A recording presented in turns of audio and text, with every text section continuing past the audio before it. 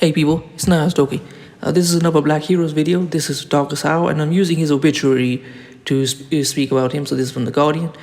Darcus Howe, writer and activist who was outspoken in promoting black self-determination. The broadcaster and writer Darcus Howe, who has died aged 74, once described himself as having come from Trinidad on a civilizing mission to teach Britons to live in a harmonious and diverse society. His aims were radical, and he brought them into the mainstream by articulating fundamental principles in a strikingly outspoken way. After his initial experience of racial tension in Britain at the start of the 1960s, Howe became active in the Black Power movement in the US and the Caribbean. In August 1970, having returned to London, he organized with Althea Jones Lecointe and the British Black Panthers a campaign in defense of the Mangrove restaurant. Established and run by Frank Critchlow, the Mangrove was a small piece of decolonized territory in Notting Hill, West London. When police attempted to close it, Howe came to his friend's aid, organizing a march. Entirely peaceful until the police intervened in overwhelming numbers, it led to a spontaneous merely to arrest and the rest to the biggest Black Power trial in British history. For 55 days, Howe and Jones Lecointe led the defense of the Mangrove Nine, themselves, Critchlow and 6 others, from the dock of the Old Bailey. Howe demanded an all-black jury, a claim he rooted in the Magna Carta. The judge rejected this, but the Nine had stamped their authority on the case. Howe subjected the prosecution to forensic scrutiny. Against the combined forces of Special Branch, the Metropolitan Police, the Judiciary, and the Home Office, the Nine prevailed, not only winning their acquittal on charges including incitement to riot, but forcing the first judicial acknowledgement that there was evidence of racial hatred on both sides. The verdict sent shockwaves through the political establishment. Senior figures in the Home Office maneuvered behind the scenes to get the judge to retract his statement, but the verdict stuck. In 1973, Howe established the Race Today collective. Unlike a traditional political party, members were not trying to set the agenda or win converts. Rather, they put out a magazine, Race Today, recording grassroots campaign in Britain and abroad. Among the members number were Leila Hassan, the deputy editor and later Howe's wife, Linton Kwesi Johnson, the celebrated dub poet, Barbara Beese, one of the Mangrove Nine, and Farouk Dondi, the writer and from 1984 a commissioning editor for Channel 4 television. When female Asian workers went on strike at the Grunwick Film Processing Laboratories in Willesden, northwest London in 1976, the collective provided support. When the same year, the Bengali Housing Action Group provided an organizational basis for squatting in vacant properties in Tower Hamlets. The collective helped create the largest squat in Europe. This in time resulted in an entire community securing decent housing. Race Today's largest campaign followed the New Cross fire in 1981. The deaths of 13 black young people from a suspected racist attack in southeast London was met with indifference from Margaret Thatcher's government, the mainstream press, and the police. Howe set about organizing a day of action, the largest ever political demonstration by black people in Britain, on a working Monday. In doing so, he applied the method of organization that he learned from the US radicals H. Rap Brown and Gwen Patton a quarter of a century earlier. More than 20,000 people, the vast majority black, marched through London. It proved a powerful demonstration of resolve.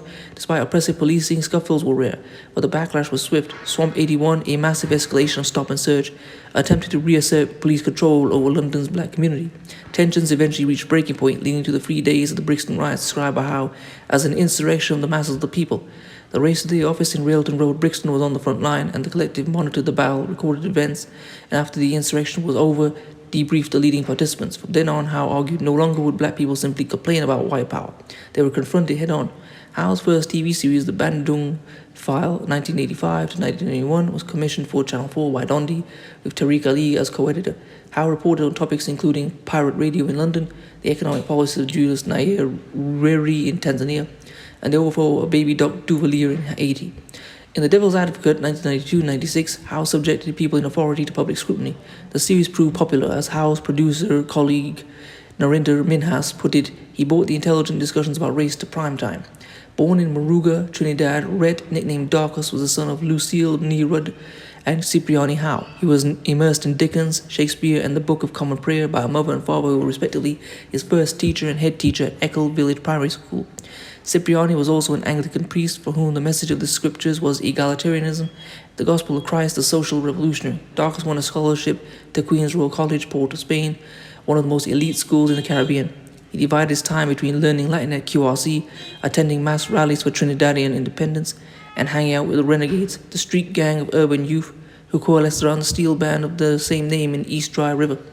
At the age of 18, he went to Britain with the intention of training as a barrister. However, unwilling to accept the status of second-class citizen, he gave up the law in favor of black power politics and radical journalism and returned to Trinidad. Meeting Malcolm X in 1965 and Stokely Carmichael 2 years later made a deep impression on him. In May 1968, he went to participate in the events in Paris.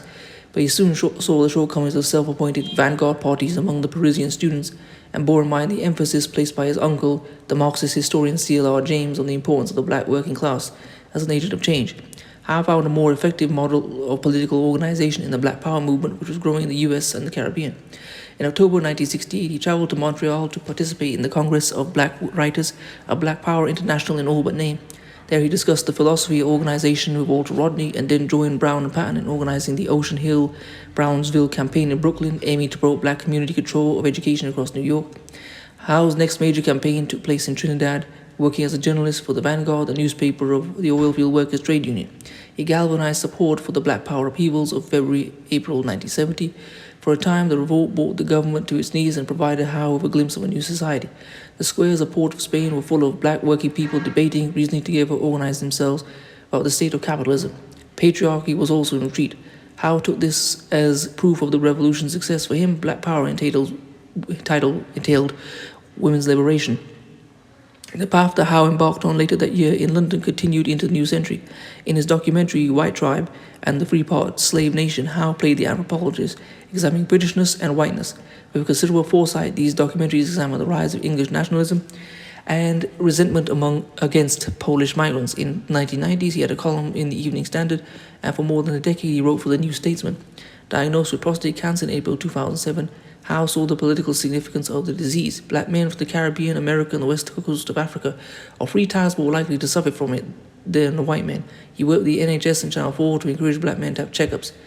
Weeks before riots in English cities in August 2011, prompted by the fatal police shooting of Mark Duggan in Tottenham, North London, Howe wrote a piece with a voice predicting unrest. He refused to condemn those who took part in it. One of his last public engagements was the read-through of Guerrilla, a political drama by John Ridley, to be shown on Sky Atlantic. Howe spent time with the production team advising them on the politics of the 1970s and the Black Power movement. They acknowledged the inspiration provided by his involvement in his British arm. Howe directed his enormous intellectual energy and skill as a political organizer to bring reason to race. He rejected the politics of sound bites and prejudice in favor of a politics based on faith in the creativity of migrant and working class communities. He is survived by Layla, 3 sons, and 4 daughters. Darcus Radford Layton, Howe activist, writer, and broadcaster, born 26th of February 1943, died 1st of April 2017. Well, I hope you've enjoyed that. Please comment, rate, share, and subscribe. I'm going to leave this article in the description, and maybe I'll find some more and put them in. If you like to support this channel, leave my GoFundMe in the description. If you want to follow me on Instagram, I'll leave that there as well. If you want to buy one of my t-shirts, I'll leave that there as well. Peace.